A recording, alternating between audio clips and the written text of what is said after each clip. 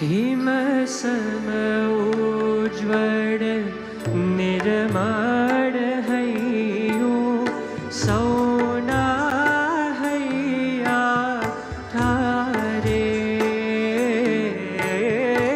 Him some उज्ज्वल निर्मल हय्यो सौना हय्या ठारे। हो जेवा बाहर तेवा भीतर, हो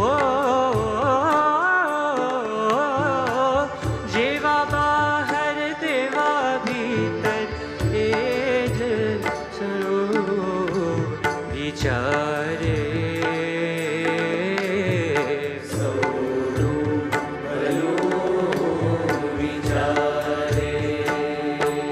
એના અલ્પ પ્રસંગે થાય જન્મન દિવ્યમ પાવનમ। એના અલ્પ પ્રસંગે થાય જન્મન દિવ્યમ પાવનમ। સાધુતાના હિમાલય મહંત સ્વામી, સાધુતાના હિમાલય મહંત સ્વામી, ચરણે વંદનમ